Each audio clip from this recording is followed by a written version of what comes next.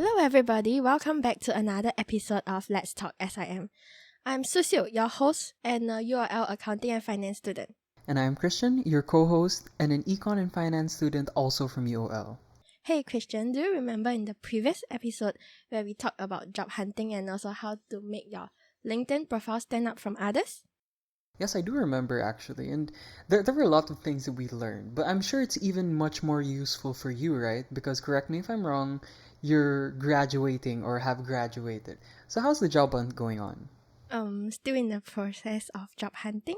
It wasn't easy, I would say, but I heard that our guest today is experienced, so I hope I can get some first-hand tips and advice to probably brand myself and stand out from the others. Fingers crossed, hopefully I can get a job as soon as possible. So, without further ado, let's welcome our guest for today, Lionel. Hello, everybody. Hello, Christian, and hello, Sisu. Hello, And of Lionel. course, thank you to the team for having me on your podcast today. Hello. Hi, Lionel, do you want to introduce yourself? Like, where are you working now and your position? Okay, sure. So what I do is that I help companies and individuals strengthen their brand on Google and social media with the right training solutions and content creation strategies. I run my own company and I've been doing so for the last 12 years. If you have attended one of my workshops as well, I've also been teaching at SIM. So basically, that's what I do.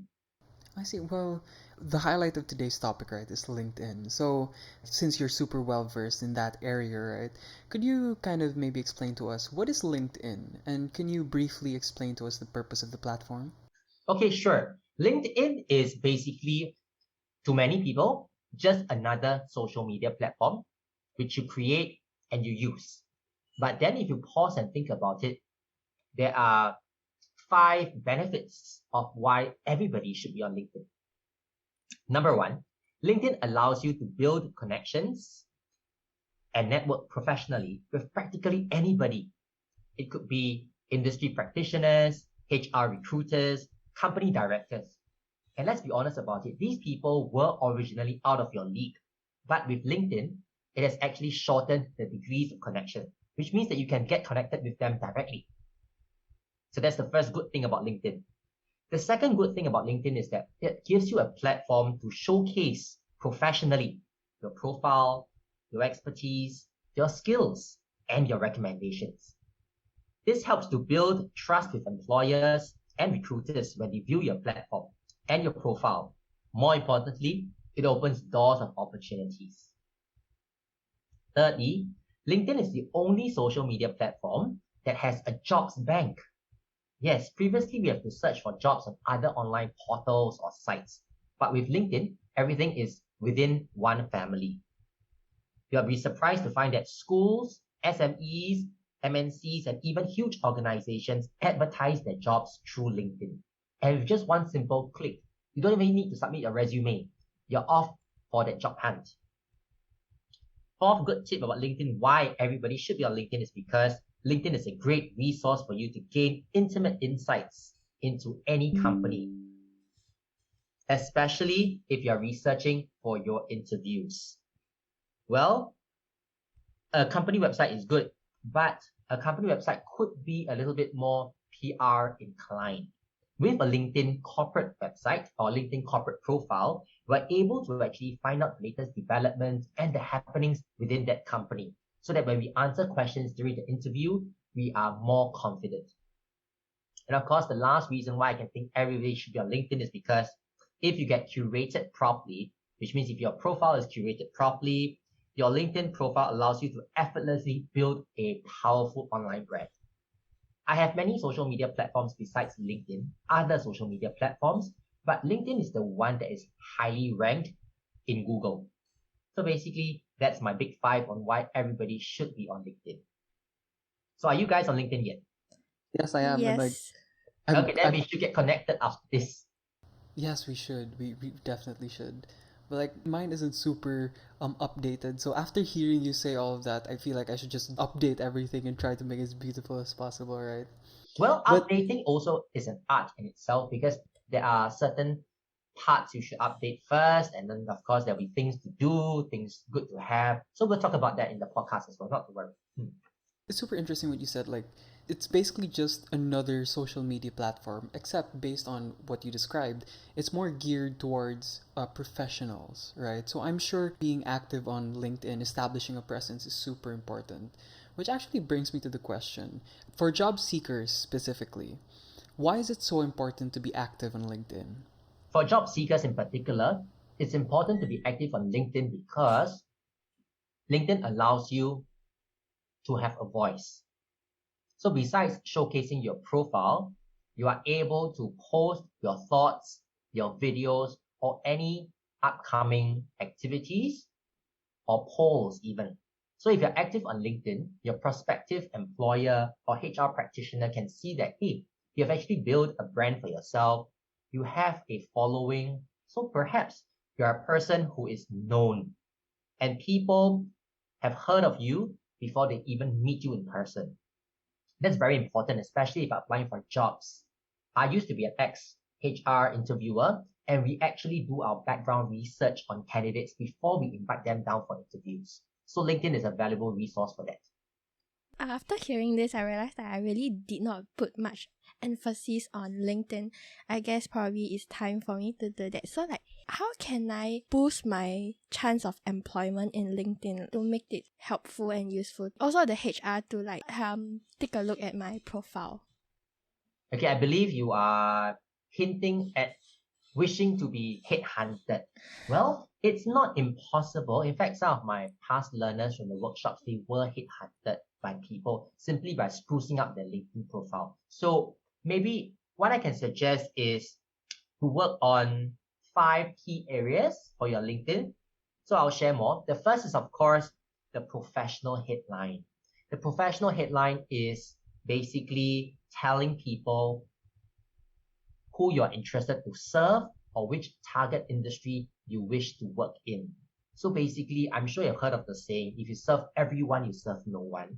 So we have to be laser focused on the industry. It could be connected to your discipline or the major or degree of diploma which you're studying. It really doesn't matter. It's who you really enjoy working with. You serve the community. So that's one, the professional headline. The second most important section in the LinkedIn for anyone is the about section. Think of the about as an introduction, your profile.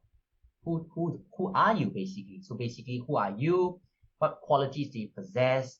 What are some of your greatest highlights or achievements in the past?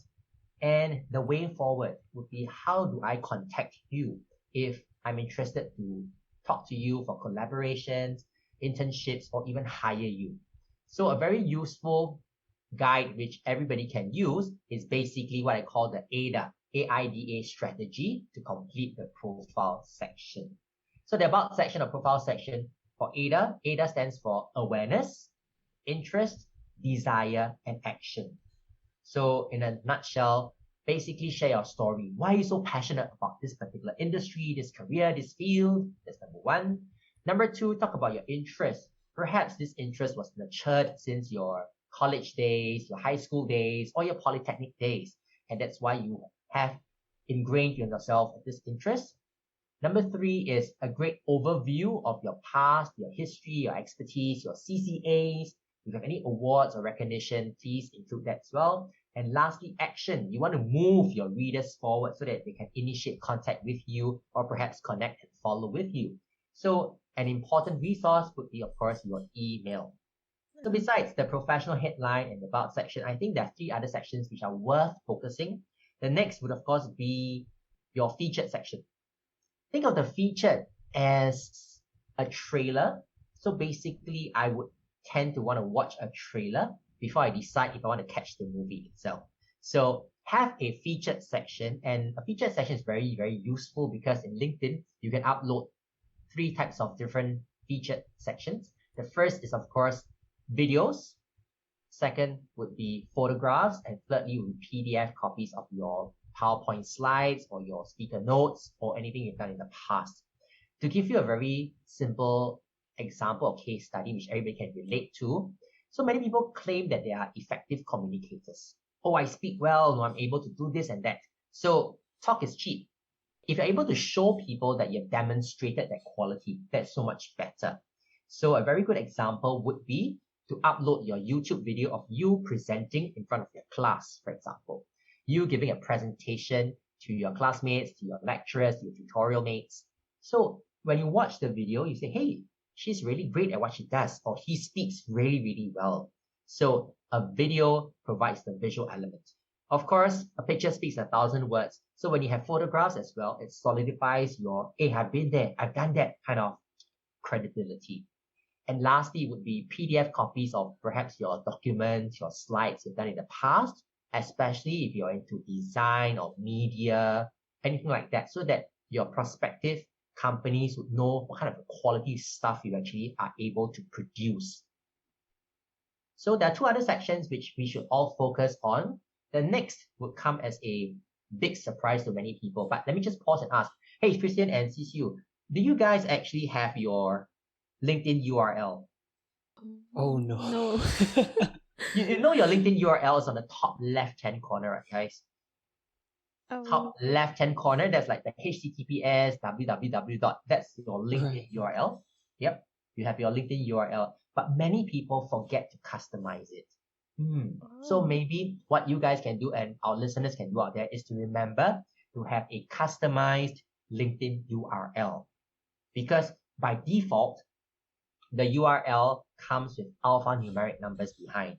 For example, linkedin.com/in/Lionel Lim ABC123. So imagine if I paste that URL in my resume, okay, I give it to my prospective employers, they'll be thinking, hey, this Lionel Lim is a droid, or is he a robot? Why does he have a string of alphanumeric numbers behind?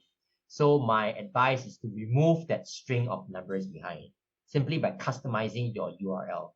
So you definitely come across as more professional and it ups your credibility.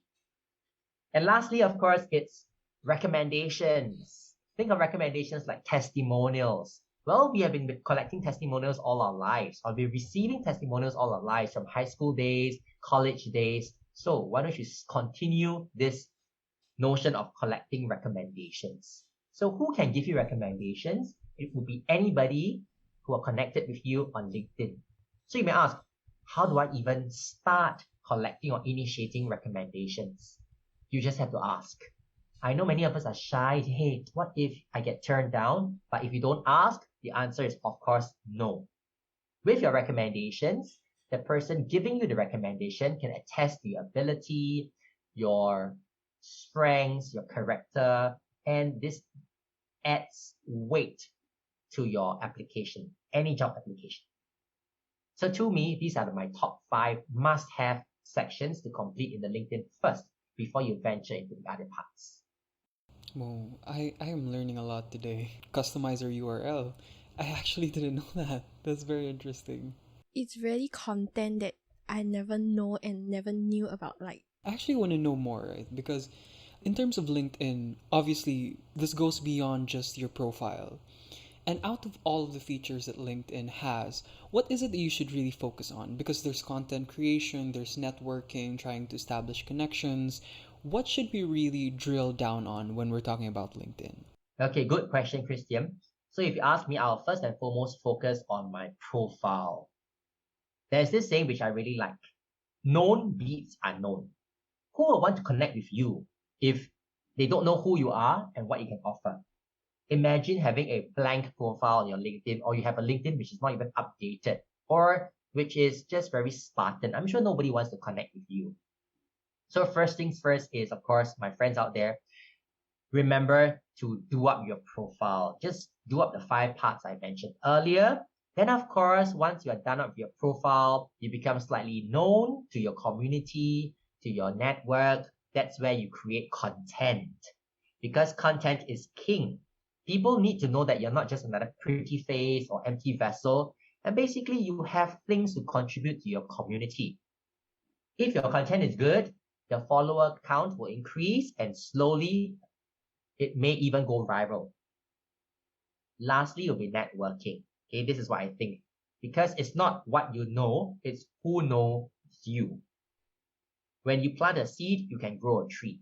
So let's take it slow, work on our profile first, and then of course create good content so that it can resonate with the community and your follower count or your community will definitely increase. That marks the end of this episode. Thank you so much for listening. Now, don't worry, there will be more of Lionel in part 2 of Going Viral on LinkedIn. So please do watch out for that episode. Once again, thank you so much for listening, and I'll see you in the next one.